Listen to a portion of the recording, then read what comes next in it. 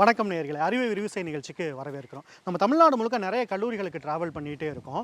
அங்கே ஸ்டூடெண்ட்ஸ் அவங்களுடைய சப்ஜெக்டை, அவங்களுடைய நாலேஜை எக்ஸாமில் மட்டும் ப்ரூவ் பண்ணுறதில்ல, அதை ஃபீல்ட்லையும் ப்ரூவ் பண்ணுறாங்க. பல ப்ராஜெக்ட்ஸை உருவாக்கிக்கிட்டே இருக்காங்க.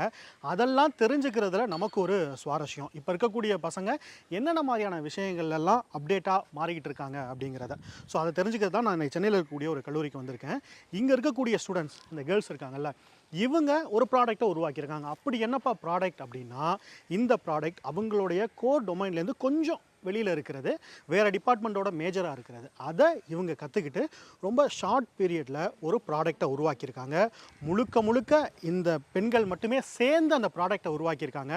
அதை எப்படி உருவாக்குனாங்க, அதுக்காக இவங்க போட்ட எஃபர்ட் என்ன அப்படிங்கிறதான் இந்த எபிசோட். கண்டிப்பாக யூஸ்ஃபுல்லான இன்ஃபர்மேஷனான ஒரு எபிசோடாக இருக்கும். வாங்க போய் பார்க்கலாம்.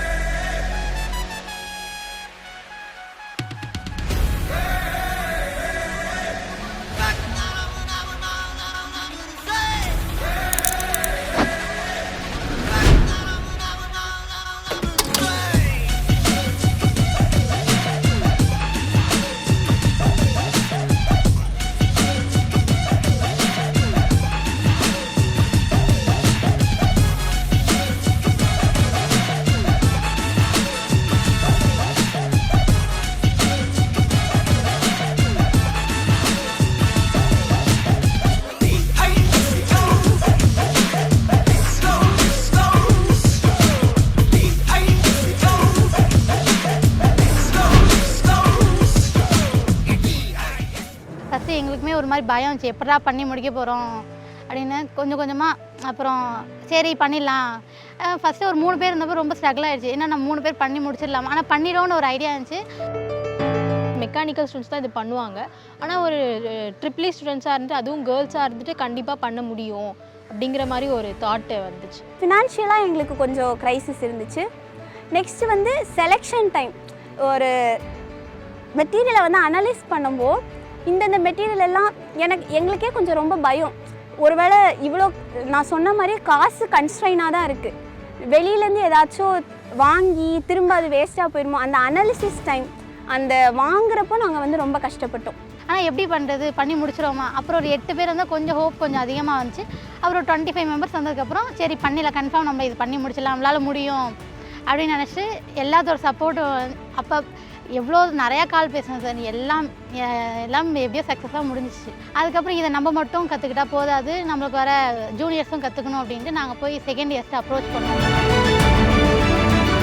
தேர்ட் இயர்லேருந்து வரும்போது எங்கள் சீனியர்ஸ் வந்து பைக்ஸ் வந்து நிறைய பண்ணியிருந்தாங்க, வெஹிக்கிள், கார்ஸ் எல்லாம்.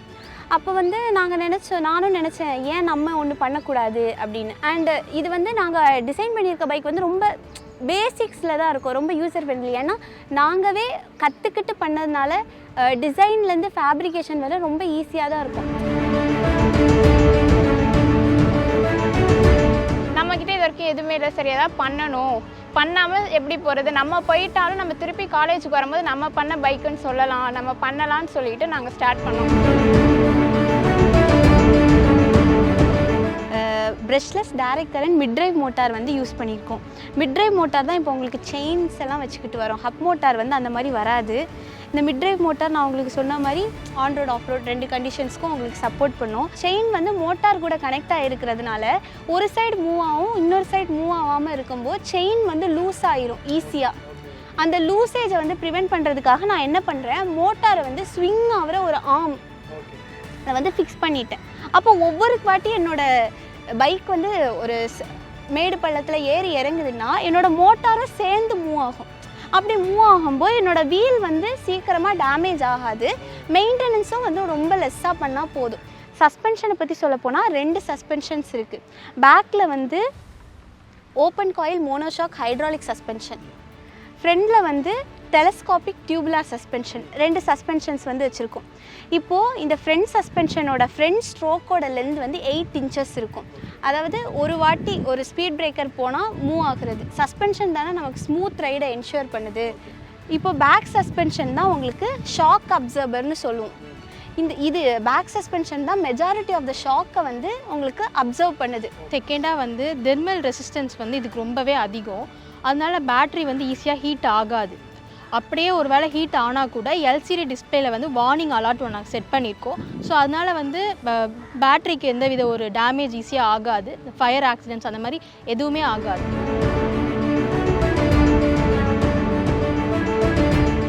ஹில் கிளைம் டெஸ்ட் போனோடனே பைக் வந்து கொஞ்சம் பேலன்ஸ் இல்லாமல் ஸ்லிப் ஆகிடுச்சு.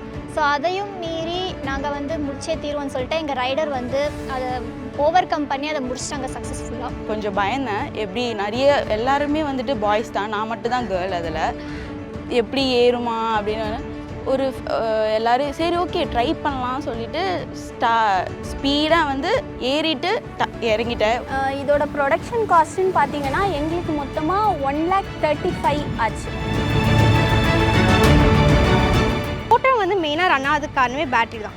48 வோல்ட் பேட்ரி இருக்குது. அது வந்து மெயினாக வந்து மோட்டருக்கு கொடுக்கும். அப்போ மற்றதுக்கெலாம் என்ன பண்ணுறது அப்படின்றது பார்த்தீங்கன்னா இன்கேஸ் இண்டிகேட்டர்ஸாக இருக்கட்டும், ஹார்னாக இருக்கட்டும், பேக்லைட்டாக இருக்கட்டும், எதுவாக இருந்தாலுமே வந்து இந்த பேட்ரி சோர்ஸ் வச்சு தான் இது பண்ணுறோம். இந்த பேட்ரி சோர்ஸை எப்படி எஃபிஷியண்ட்டாக கொண்டு போகிறதுன்றது பார்த்தீங்கன்னா டிசி டு டிசி பக் கன்வெர்ட்டர்ன்ற ஒன்று யூஸ் பண்ணுறோம். ஏதாச்சும் நானும் பண்ணியிருக்கேன் அப்படின்னு சொல்கிறது மாதிரி ஏதாவது அவங்க நினைக்கணும்னு நான் நினச்சேன். அதனால தான் ஓகே 3rd இயர் இந்த டைம் வந்து ரொம்ப நல்லா இருக்குது, நம்ம இப்போவே ஸ்டார்ட் பண்ணலாம் அப்படின்னு தான் நான் 3rd இயரில் பண்ணேன். இதில் இன்னும் என்னென்ன மாடிஃபிகேஷன் பண்ணலான்னா இன்னும் நாங்கள் பேசிட்டு தான் இருக்கோம். எங்கள் டீம்லேயே ஒரு சீனியர் இருக்காங்க. அவங்களோட அட்வைஸ் எல்லாம் படி தான் நாங்கள் இந்த அளவுக்கு இப்போ வந்திருக்கோம். நம்மளோட டொமைன் மட்டும்தான் நமக்கு தெரியுன்றது இல்லாமல் நம்மளால் மற்ற டொமைன்ஸையும் எக்ஸ்ப்ளோர் பண்ண முடியும்.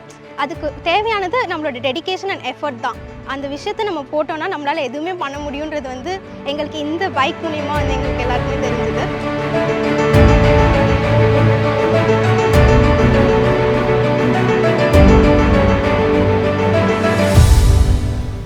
உடனுக்குடன் செய்திகளை தெரிந்து கொள்ள சன் நியூஸ் பெல் ஐகானை கிளிக் பண்ணுங்க.